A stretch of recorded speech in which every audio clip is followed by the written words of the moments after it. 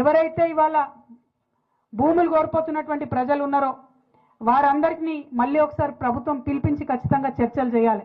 హైదరాబాద్కు దగ్గరగా ఉన్నది, భూమి విలువ పెరిగినటువంటి పరిస్థితి ఉన్నది. ఇటువంటి సందర్భంలో ఇదివరకు మల్లన్న సాగర్ నిర్వాసితులకు కూడా ప్రత్యేక ప్యాకేజీలు ముఖ్యమంత్రి గారు ఆనాడు కేసీఆర్ గారు చొరవ తీసుకొని ఇప్పించడం జరిగింది. అదే విధంగా ఇప్పుడు కూడా ఎకరానికి అన్నవాళ్ళు డిమాండ్ చేసినట్టు 35 నుండి 40 లక్షల రూపాయలు ఇస్తే అందరికి కూడా గిట్టుబాటు అయ్యేటటువంటి ఆస్కారం ఉంటుంది. దాంతోపాటు రేపు మన ఊర్లో ఉన్న 800 ఎకరాలు రెవెన్యూ పోయినట్టయితే, అక్కడ అంత పెద్ద రిజర్వాయర్ వచ్చినట్టయితే ఊర్లో ఉన్న ఇండ్లకు కూడా తేమ వచ్చే పరిస్థితి ఉంటుంది.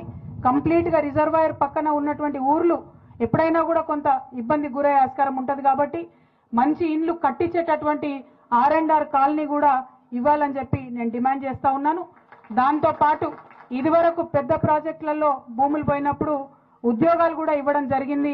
ఈ పిల్లలకు ఇక్కడ ఉండేటటువంటి ఇంటికి ఒక ఉద్యోగం, ఏ రైతు అయితే భూమి కోల్పోతాడో, మరి భూమి లేనటువంటి రైతులు ఎవరైతే వాళ్ళ ఇండ్లు కోల్పోతున్నారో వాళ్ళకు కూడా ఖచ్చితంగా ఉద్యోగం ఇవ్వాలని చెప్పి, ఇంటికి ఒక ఉద్యోగం ఇవ్వాలని చెప్పి నేను డిమాండ్ చేస్తూ ఉన్నాను.